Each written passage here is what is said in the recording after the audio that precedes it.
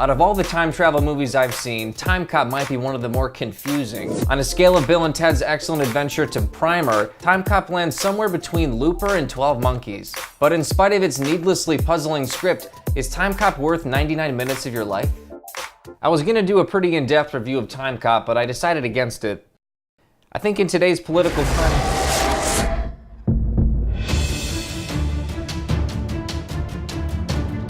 Hello, me.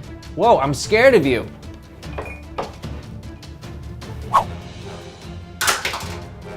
Who are you? It's you from the future. Ryan, you have to review Timecop. You have to. But why? Because if you don't, we'll never be born. Okay. All right.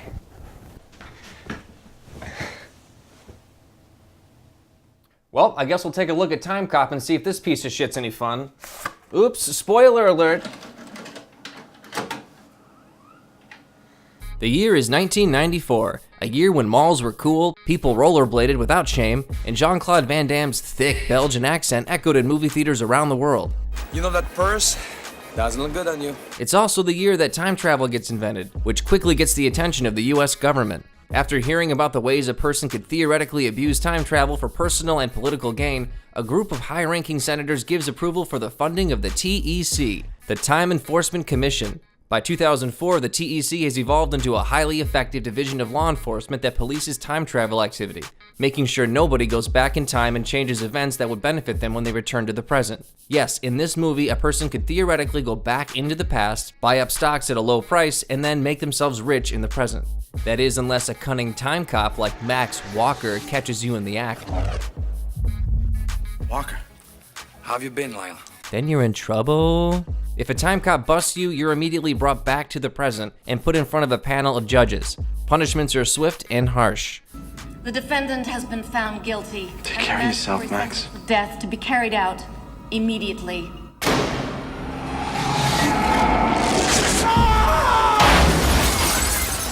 So anyway, the movie's main character is Max Walker, played by Jean-Claude Van Damme, doing his best to sound like a convincing human. There's never enough time to satisfy a woman. He's one of the TEC's best time cops, and like most brooding, hard-boiled cops, he's got a dark past. Back in 1994, the year he was called to join the TEC, he and his wife's happy life together was turned upside down when a few thugs with baller haircuts attacked them in their home. And let's just say things got explosive. But the explosion kills his wife. But 10 years later, Max grows a mullet. At this point, you might ask yourself, Max has access to time travel, why doesn't he just travel back in time to prevent his wife's death? Well, that would be against the law, and Max is a good little time cop who isn't so quick to break the rules. So instead, he lives a mopey, sad boy existence, sitting home alone at night, drinking tequila and watching old tapes of his dead wife. I think I should buy more videos. Definitely gotta be in the mood to do this. You were just a second ago. Hey, I've seen this somewhere before. Keep your knees up. Like that. Good. Like that. Like that. Like that. Hi. Like Looks that. like somebody was watching Time Cop when he was directing Minority Report. Gotcha. So the story takes place in a world where the miracle of time travel is possible. We have a main character played by an arguably cool Belgian actor who knows martial arts and how to do the splits, and we have tragically hilarious haircuts. It's like this movie has everything going for it. But no, the movie screws everything up by having a paint-by-numbers villain with an evil plan so boring it makes me want to travel back in time and shove an entire Ronco knife set into my eyeballs before I could watch the movie.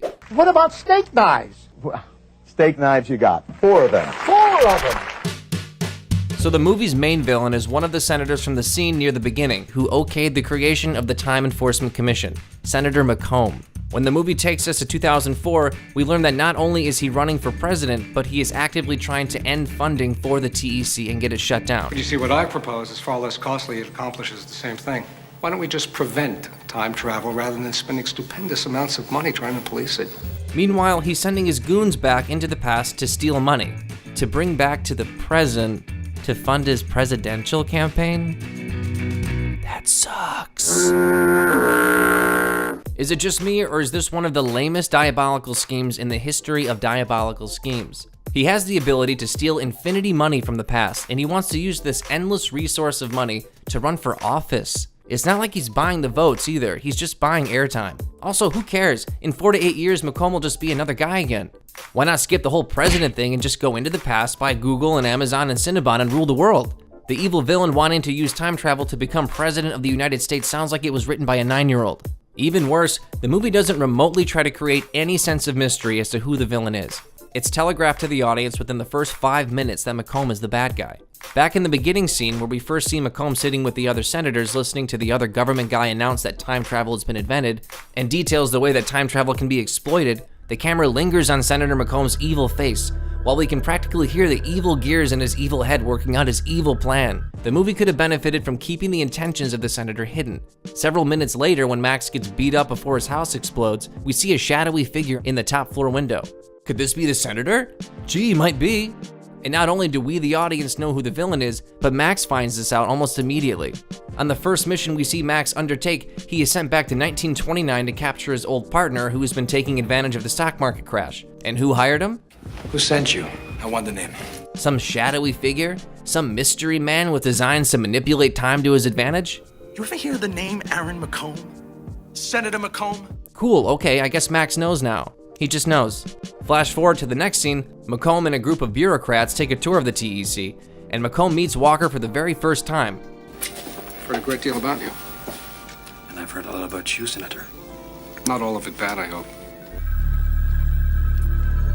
McComb then learns that Walker took out his partner, the guy he hired to collect money for his campaign. So, Agent Walker, your latest mission, who are you after? A man named Atwood. Ring a bell? Atwood. No.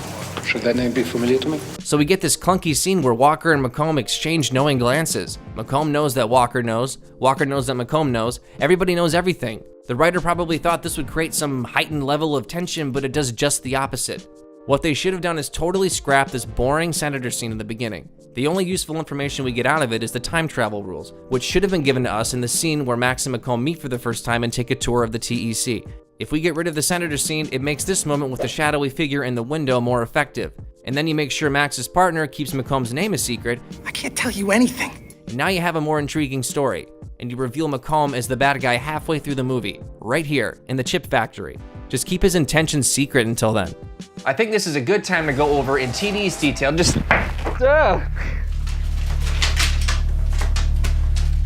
Why are you throwing baby carrots at me? Why are there two of you?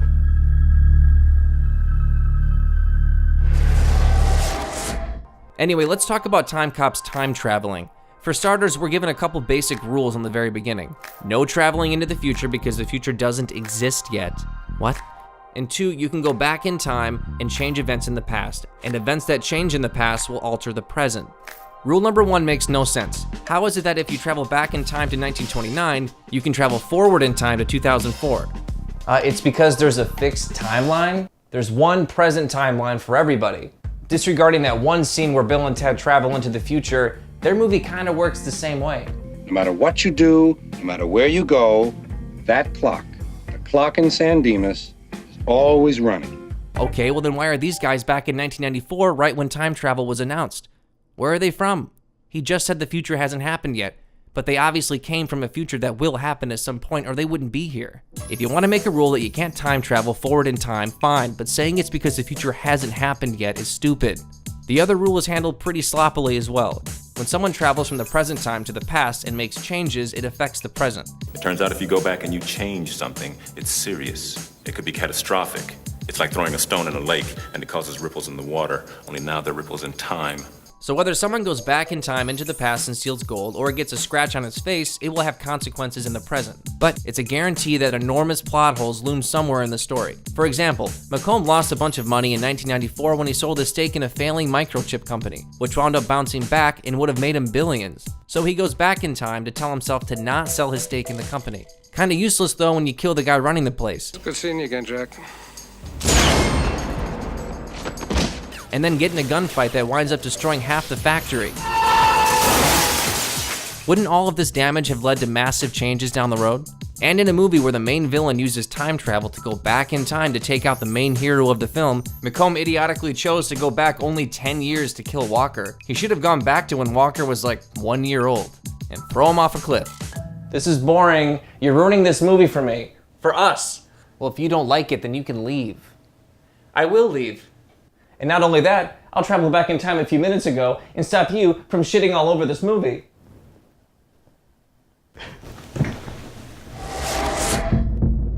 So the rules are kind of weird. What about the actual time machine? How it works is the time traveler gets inside this little shuttle, it speeds up, the faces go wonky and stretchy, and the shuttle warps out of existence.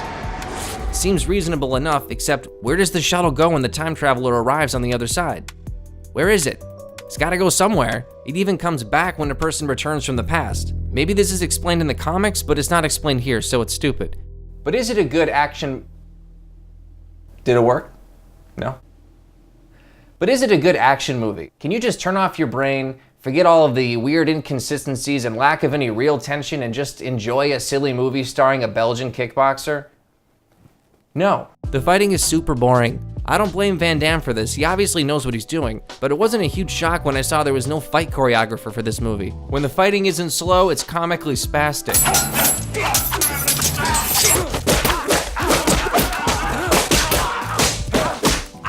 Apart from the comical splits moves and the awkward high kick, I think almost any actor could have played Max Walker.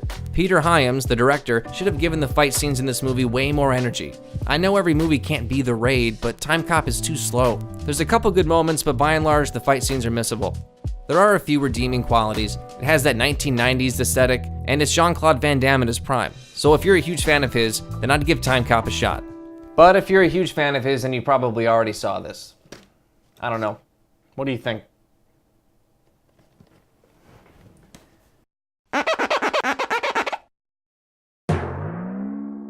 Get off the couch. Get off the couch.